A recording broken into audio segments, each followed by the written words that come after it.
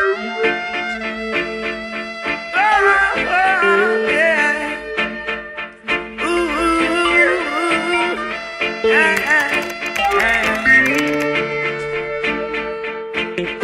name is Joseph Clarke, native of Jamaica, born March 17, 1983. I moved to the US about 10 years ago, in 2008. My passion for writing has always been there since I was a kid growing up. You know, I thought I was going to be a R&B singer, so I used to write, you know, little catchy phrase and stuff and try to sing it and stuff, you know. Like, that's what I used to do in my spare time when I have it. You know, but my childhood, you know, is really bad. You know, growing up being mentally, physically and sexually abused. And, you know, it got me, you know, in a very angry state, you know, growing up as a very angry teenager. Started lashing out and stuff. And, you know, a lot of people didn't realize that I didn't know, you know, what I was going through. I guess they probably thought I was another troubled teen, but you know, it was from the stuff that I endured. They fight me without a cause, trying to make my life so hard. The king of kings and the lord of lords. My inspiration for writing this book is just from the continued hurt that I've had growing from, you know, child into manhood, you know, becoming a parent, and you know, the stuff that happened in my life during that time. And, you know, I've never seen a stable relationship, but I knew I wanted it, and I decided to try, you know, in my late 20s, early 30s, to be in a relationship. And, you know, I put everything in the relationship, you know, everything that I had in the relationship, and it wasn't enough for the person I was with, and you know, that person decided to, you know, walk out my life. And that's my inspiration to write a book, because I realized that, you know, in every situation I felt like I was getting abandoned, you know, and I felt like I needed people who didn't need me.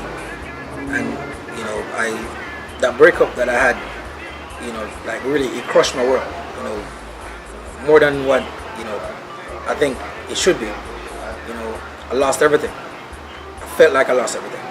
And that's when I decided to put all that pain from me growing up into a childhood, from going from a child into a manhood and, you know, into an adult, and being a parent, and I decided to put everything in this book right here.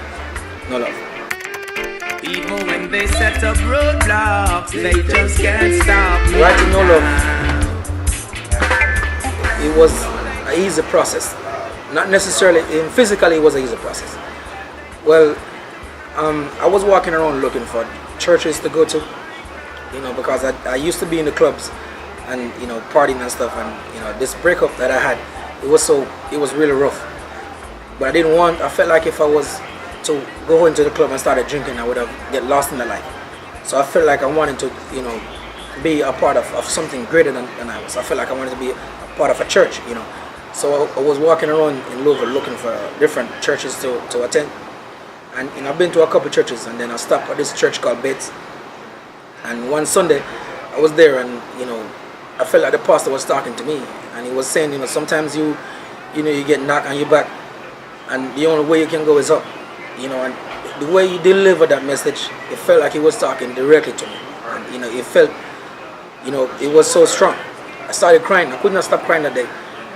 And that Sunday I went home and started writing, and I realized that when I finished writing that Sunday, I had to go to work the Monday morning, and I realized that, you know, me being on Facebook and Instagram and stuff, you know, was taking away time from what I wanted to do.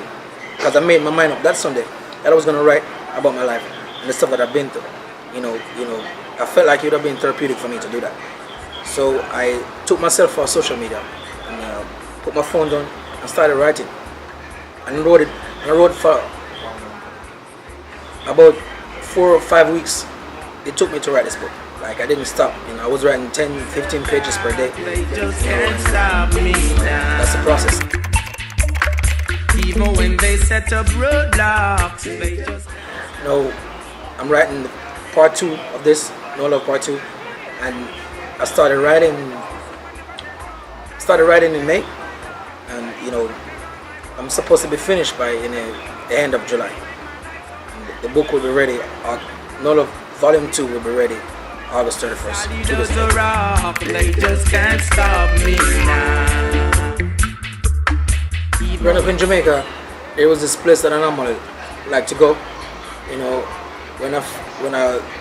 whenever I was hurt or whenever somebody did something bad to me, there was this place where I would go in the hills where, you know, I would sit and watch the wind, you know, blow on the trees and stuff, you know, like getting attached to nature. And, you know, now in America, it's kind of hard to find, but I still do it, you know. I still, you know, go to the park, you know, and, you know, sit down and with my computer and just write, you know, because being away from, you know, the craziness of what's going on around you, and, you know, taking that time out to be attached to nature, it's a simple, you know, it's easy for me to write, you know, it's more peace, you know, all my memories and all my, you know, aspirations come to me all the time. Cause I'm so solid as a rock and they just can't stop me now. You know, there was a huge emotional baggage attached to this story. You know, the stuff that I went through as a child, you know, and a part of my adulthood, you know, it was a lot. So I tried to suppress it, you know, try to pretend as if it didn't happen. Now, writing this book, you know, I had to take that stuff back up, I had to dig it back out, you know, and it was hard to do. You know, there were days when, you know, I had to stop writing and started crying and stuff, you know, and I had to call my friend, you know, just to, you know, get my mind off whatever it is I was writing, you know. So now, you know, that emotional aspect of it was one of the hardest thing to deal with writing this book, you know. So I put this all in a book. So, you know, reading this book, you'll realize, you know, the depth of what happened, you know, and how I managed to overcome it, you know, through God, because I prayed a lot about this book too, you know. I prayed a lot about writing this book. I prayed a lot, you know, going through life, you know. I prayed. God brought me through this. You know. It's here now. I'm trying to change lives. I'm so solid as a rock, they just can't stop me now. My main objective from writing this book is to be able to start a foundation. You know, my foundation that I want to start, you know, in the name of this book also, is to help victims of abuse across the world. You know, I'm going to start here in Louisville because it's where I live, but I want to also help, you know, victims in Jamaica, because I've been there, you know, I grew up there, and I realized that, you know, some of us didn't have that help. You know, I expect my mom, because I spoke about my mom being abused in this book. You know, I spoke about my sister being abused in this book. You know, I spoke about family members around me being abused, and we didn't have that help. You know, and I want to be able to help, you know, people everywhere. You know, it doesn't matter where you are. I would like to be able to touch. I'll be here on one side of the world and be able to touch another person's life in Africa. You know, that's the type of help I want to bring to the victims right across the world. You know, and I believe it's possible. You know, with God's work, with God's help, with God's blessing, everything in life is possible. You know, and I don't think my life is for me. I think my life is to serve others. You know, to be of great service to the people around me, you know, who needs my help. You're only looking for the innocent to blind when you're the ones who wish. This book is available on Amazon and in Kindle version. And, you know, if you reach out to me directly, you know, I could sign and ship your copy, you know, wherever you are. You know, I'll do that. You know, my email address is Joseph Clarke. It's Clarke with an E, 21 yahoo.com. And my Facebook is Joseph Clarke. My Instagram is Joseph Clarke 16. And my Twitter is Joseph Clarke 1876. They just can't stop me now. Even when they set up roadblocks, they just can't stop me now.